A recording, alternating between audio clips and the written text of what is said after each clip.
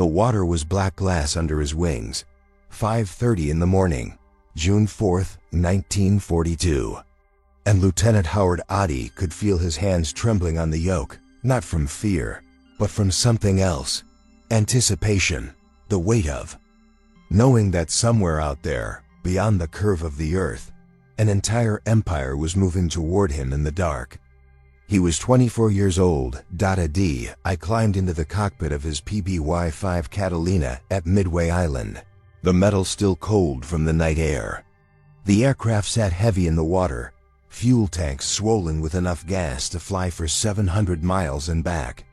His tail number, 23 Papa 6. Naval Academy, Class of 39, Patrol Squadron 23. And today, whether he knew it or not, he was about to change everything. The thing about the Pacific War, it wasn't fought on maps. It was fought in the void. Millions of square miles of empty ocean. No landmarks, no roads. Just water and sky and the crushing certainty that somewhere in all that nothing, the enemy was hunting you just as hard as you were hunting them. And naval intelligence. They suspected, radio intercepts whispered it. Coded messages hinted at it. But nobody, not Admiral Nimitz, not the codebreakers, not the pilots standing on the tarmac, nobody knew exactly where the Japanese fleet was, or when the hammer would fall. The PBY Catalina wasn't built to fight. It was built to see. Twin engines. Parasol wing mounted high above the fuselage like an umbrella. Cruise speed, 115 miles per hour. Slower than a modern car on the highway. It couldn't outrun anything. Couldn't outmaneuver anything. Couldn't outgun anything. But it could stay in the air for 24 hours straight. Cover 2,500 miles. And see everything within 50 miles on a clear morning. In a war where information was oxygen. The Catalina was the lungs of the fleet. Ady's crew was 8 men strong. Co-pilot Ensign Robert Swan. Navigator, radioman. Flight engineer, 3 gunners. They'd been flying together for 4 months now. Patrol after patrol, searching empty water, finding nothing but waves and clouds and the occasional albatross. The routine had become almost hypnotic. Take off before sunrise. Fly geometric patterns across featureless blue. Return after dark. Sleep. Repeat. But this morning felt different. The base had been on high alert for 3 days. Every plane that could fly was airborne. The Marines had scrambled every fighter. The B-17 bombers sat loaded on the runway, engines warm, crews ready. Everyone knew the Japanese were coming. The only question was when. And from which direction. I took off at 0-4-15, the Catalina. Groaning as it lifted off the water, spray sheeting, back from the hull. He climbed to cruise altitude and banked northwest, bearing 315 degrees. His assigned sector was a 45-degree arc extending 700 miles from Midway. He'd fly out on one bearing, turn 15 degrees, fly back. Turn again. Systematically searching 22,000 square miles of ocean. One grid square at a time. The PBY had one advantage no other patrol plane possessed. It could fly low. And it could fly slow. While the land-based bombers had to maintain altitude and airspeed just to stay airborne. The Catalina could drop down to 500 feet. Throttle back to 90 knots and study every ripple on the surface. The crew could actually see what they were looking for. Not just radar blips, not just shadows through a bomb sight. They could see ships, see wakes, see smoke. They could see the war coming. At 0530, Ady was 180 miles northwest of Midway when his co-pilot saw it. Smoke, Swan said quietly. His voice barely audible over the engine drone. Multiple columns, black and thick, rising from beyond the horizon like fingers clawing at the sky. Ships, many ships, making high speed. I turned toward the smoke, his pulse quickening. He descended to 1,000 feet, the ocean rushing closer beneath them. The morning light just beginning to bleed orange across the water dot, and then the Japanese fleet materialized through the haze. 2 aircraft, carriers, battleships, cruisers, destroyers cutting white foam trails through the swells. The main striking force, the sword aimed directly at Midway's throat. Exactly what they'd been searching for. The radio man's hand was already on the transmitter, his voice steady despite what they were seeing. 2 carriers and main body, bearing 320 degrees. Distance 180 miles, course 135. Speed 25 knots. That message, sent at 0-5-30-4, ignited the Battle of Midway. Admiral Fletcher received it aboard the Yorktown at 0-6-0-3. Admiral Spruance got it minutes later aboard Enterprise.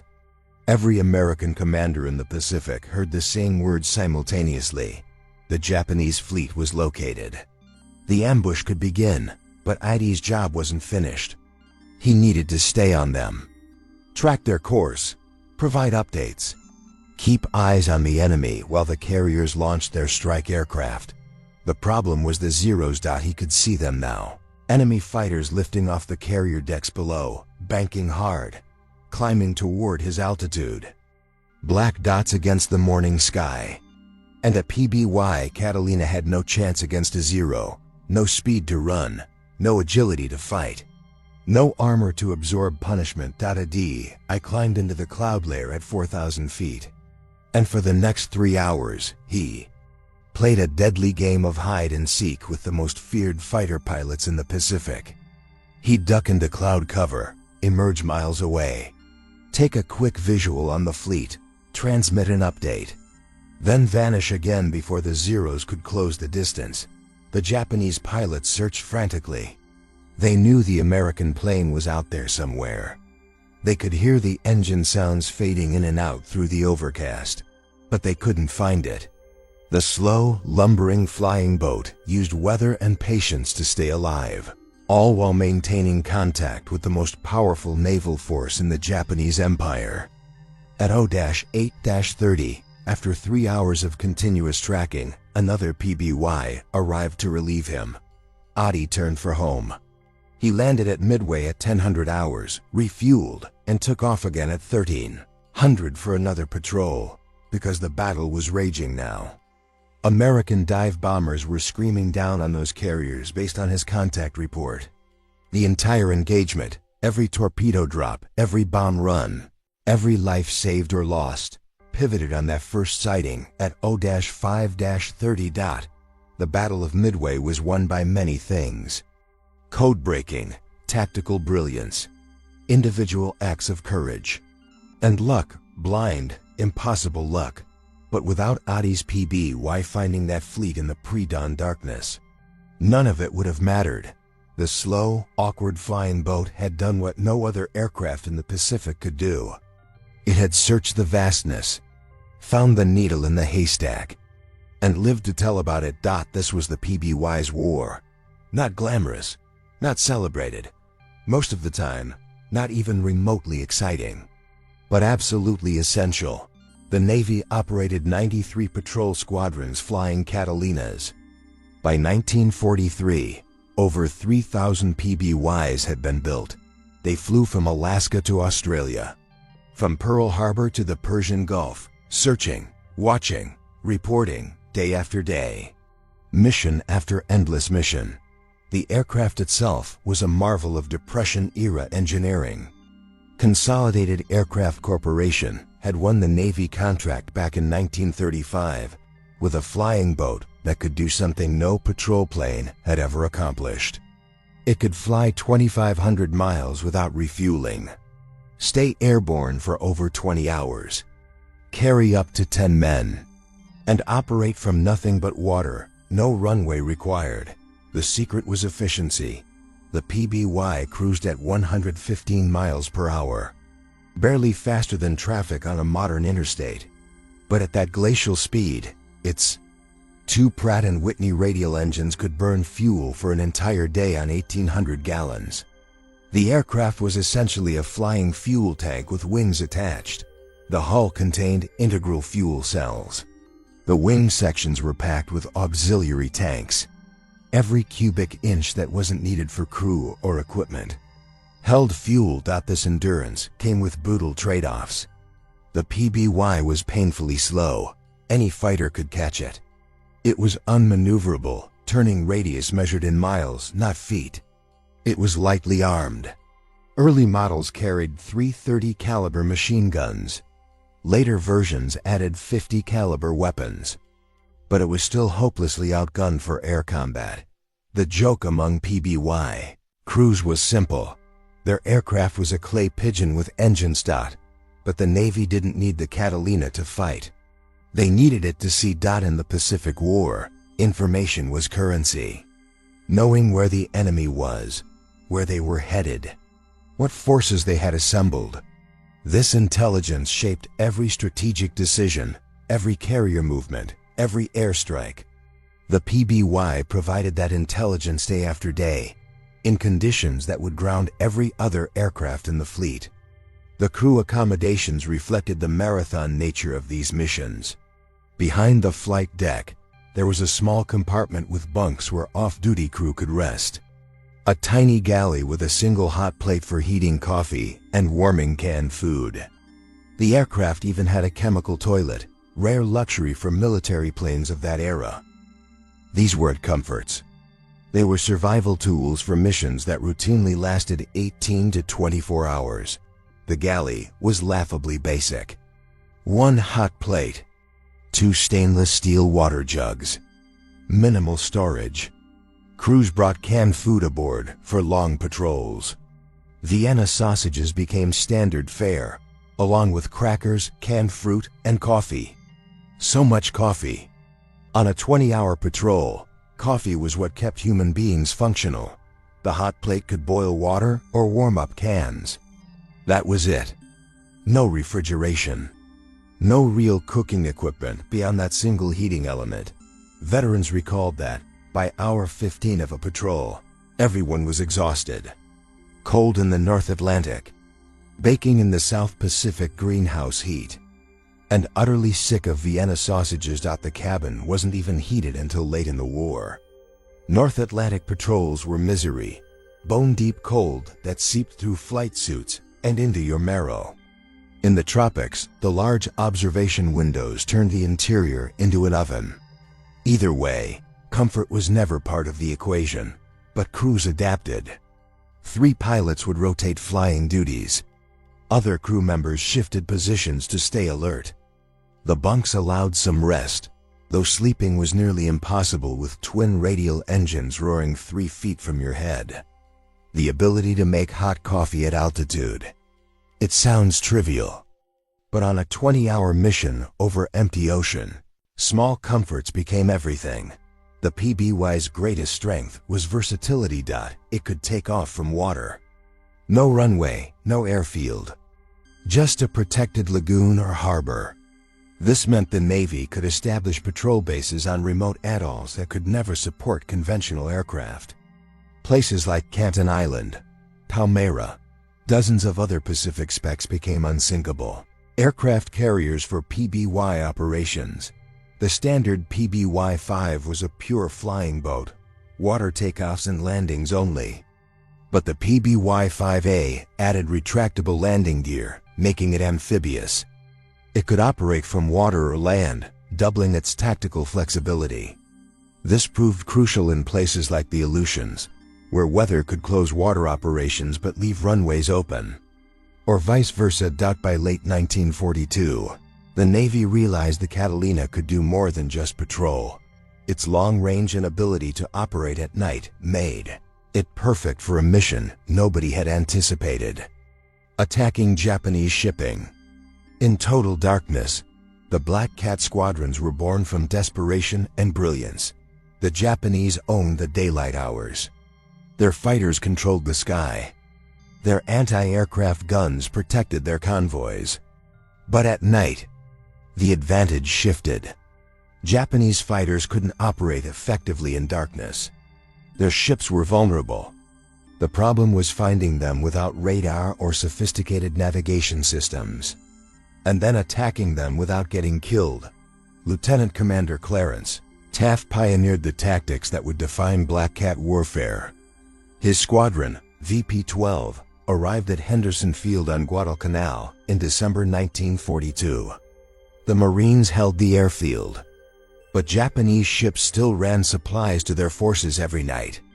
The Tokyo Express, Americans called it.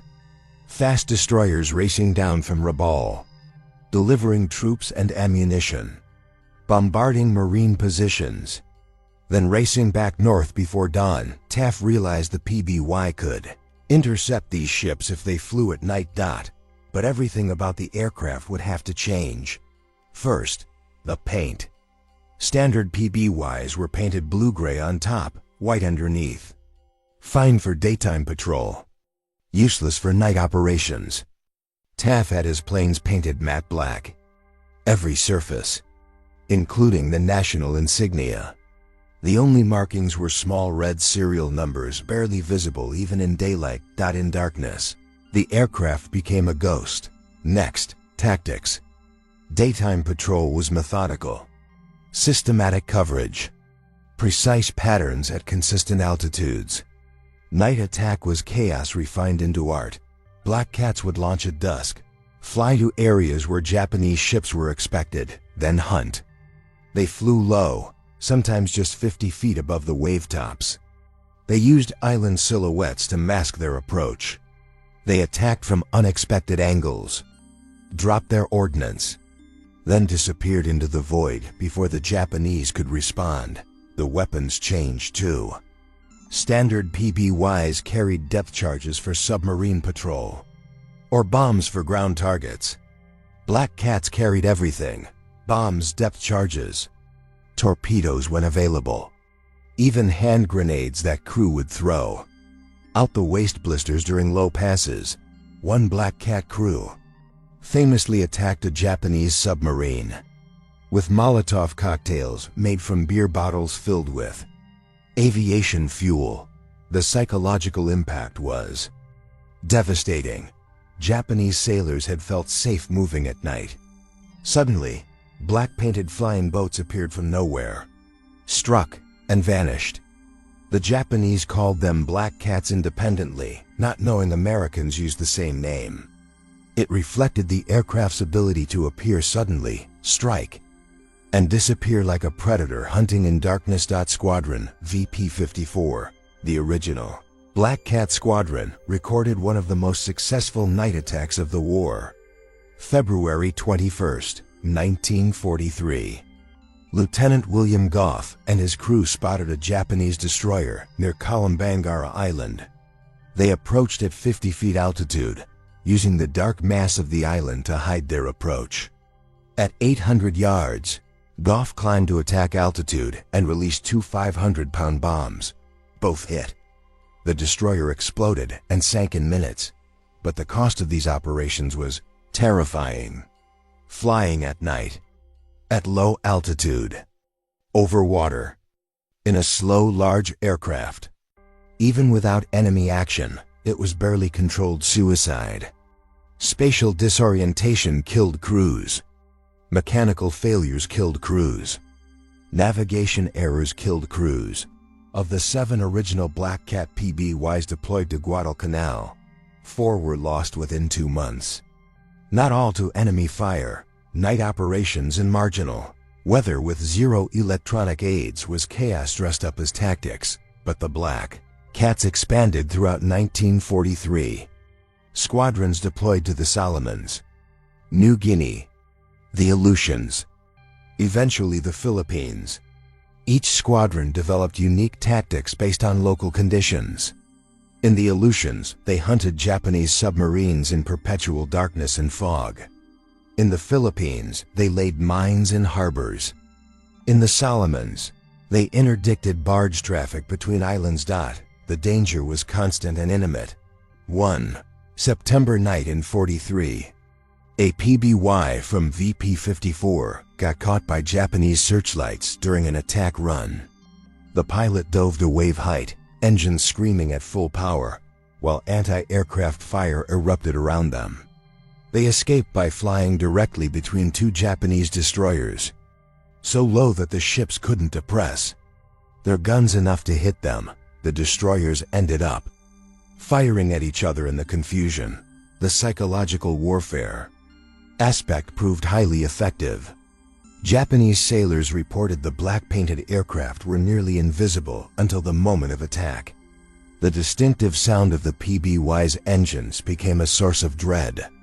Japanese naval officers complained in reports that the night attacks were disrupting supply operations and destroying morale.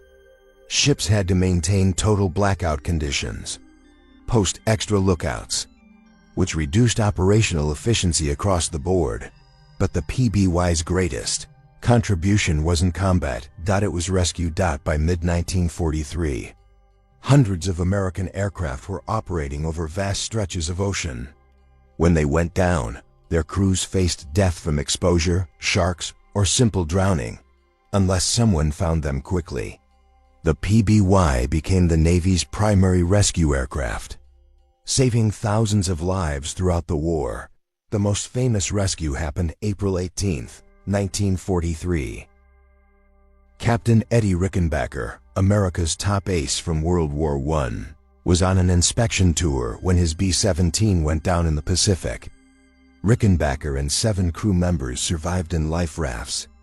For 24 days, they drifted, sunburned, starving, dying slowly under the merciless sun. They were finally spotted by Lieutenant William Ady, flying a PBY from Squadron VP-51. Ady landed in 8-foot swells, a maneuver dangerous enough to capsize the aircraft and kill everyone aboard. He successfully rescued all survivors, but most rescues weren't famous. They were routine, quiet operations that meant everything to the men pulled from the water. Lieutenant Nathan Gordon of Squadron VP-34 received the Medal of Honor for rescuing 15 sailors on February 15, 1944. Japanese fighters had shot down multiple American aircraft near Kavieng. Gordon landed his PBY in the harbor under enemy fire, taxied to each life raft, pulled survivors aboard. He made 3 separate landings, each time under fire, until he'd rescued everyone he could find.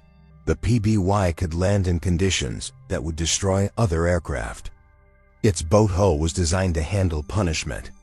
Experienced pilots could land in 10-foot swells, though it required exceptional skill and nerves of steel. The aircraft would slam into waves with tremendous force. Crews described it like riding a bucking bronco made of aluminum, but the hull held, and men lived because of it. By 1944, the Navy had established a systematic rescue operation called Dumbo missions, named after the Disney elephant. PBYs would orbit near strike operations, ready to rescue downed airmen. Fighter pilots knew that if they went down, a Dumbo would come for them. This knowledge made them more aggressive, more willing to press attacks. Knowing rescue was possible, the numbers tell the story. PBYs rescued over 2,000 airmen during the war. Entire bomber crews, fighter pilots, sailors from sunken ships. Each rescue required the PBY crew to risk their own lives, landing in hostile waters, often under enemy fire, always with the chance that weather or mechanical failure could destroy their aircraft during the rescue attempt. Catalina also pioneered long-range medical evacuation. Its range and ability to land on water made it ideal for evacuating wounded from remote locations. PBYs fitted with stretchers could carry 8 wounded men. Navy corpsmen flew on these missions, providing medical care during the long flights back to base hospitals. For wounded men on isolated islands or damaged ships, the PBY was often the difference between life and death. One of the most remarkable medical evacuations occurred in January 1944. A PBY from Squadron VP-43 landed at a remote coast watcher station in the Solomon Islands to evacuate a critically wounded Marine. The landing area was a river mouth barely wider than the aircraft's wingspan. The pilot had to fly up the river at treetop height, land in a space with zero margin for error, then take off down the same narrow channel. The Marine survived because the PBY crew was willing to attempt what seemed impossible. The Catalina's contribution to intelligence gathering went beyond simple reconnaissance. By 1943, modified PBYs carried early radar systems, allowing them to detect ships and aircraft at night or in bad weather. These radar-equipped aircraft could track enemy movements in conditions where visual observation was impossible. They became the Navy's first airborne early warning aircraft, a concept that would revolutionize warfare. Squadron VP-63 operated radar-equipped PBYs from Alaska, tracking Japanese submarines and ships in the perpetual fog of the Aleutians. On May 11, 1943, they guided a Navy task force that retook Attu Island, providing radar navigation through fog so thick that ships couldn't see each other. Without the PBY's radar guidance, the invasion fleet would have scattered and become vulnerable. The Catalina served with multiple allied nations. The British Royal Air Force operated over 600 Catalinas for anti-submarine patrol in the Atlantic. The Royal Canadian Air Force flew them from both coasts, protecting convoys and hunting German U-boats. The Soviet Navy received 189 Catalinas through Lend-Lease, using them in the Arctic and Pacific. The Royal Australian Air Force used Catalinas to maintain communication with coast watchers scattered across Pacific Islands. These flights, called milk runs, delivered supplies and evacuated personnel from behind Japanese lines. Flying alone, unarmed except for defensive guns, landing in waters controlled by the enemy. These missions required exceptional courage. Australian Flight Lieutenant G. H. Hemsworth flew 112 milk runs, more than any other pilot. He was shot down 3 times, but he survived the war. The PBY even served as a commercial airliner during wartime. Pan American Airways operated Catalinas on routes across the Pacific and Atlantic when civilian airliners were requisitioned for military use. These flights carried priority passengers, mail, and critical supplies. The 18-hour flight from San Francisco to Honolulu in a Catalina wasn't comfortable, but it maintained vital civilian connections when no other aircraft could make the journey. Production of the Catalina continued throughout the war. Consolidated built 2,400 PBYs at their San Diego plant. Canadian Vickers built 369. Boeing Canada built 362. The Soviet Union built 27 under license. Naval Aircraft Factory in Philadelphia built 150-6. By the time production ended in 1945, over 3,000 Catalinas had been built, making it the most produced flying boat in history. The final combat missions flown by U.S. Navy PB occurred on August 14, 1945. Multiple Catalinas from various squadrons were on patrol near Japan when they received word that Japan had agreed to surrender. They completed their patrols, returning to bases at Okinawa and elsewhere at dawn on August 15, logging the last operational flights of PBYs in World War II. The war that began for many PBY crews at Pearl Harbor had finally ended. After the war, many Catalinas continued flying. Smaller nations bought surplus aircraft for their air forces. Civilian operators used them for passenger service to remote locations.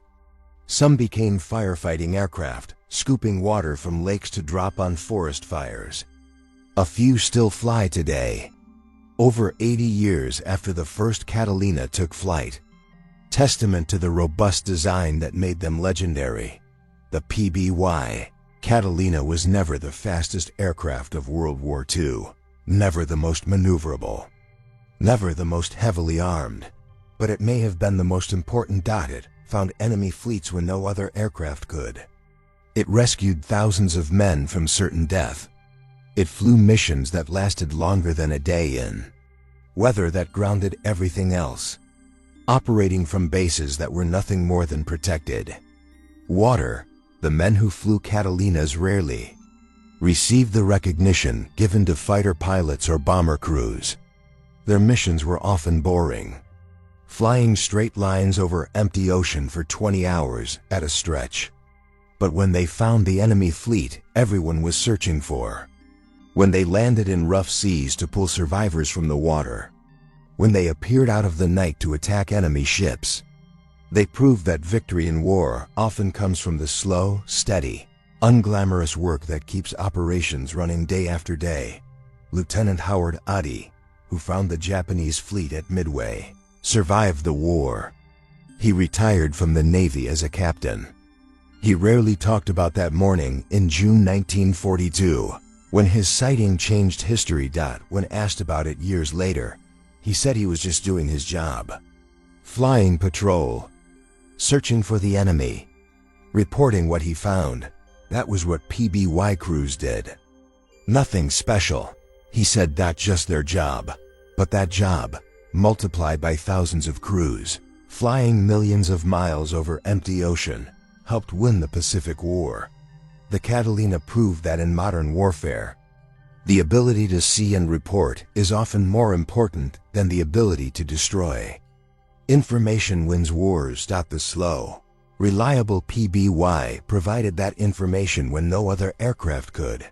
And somewhere out there, beyond the horizon, in the black water before dawn, it's still searching.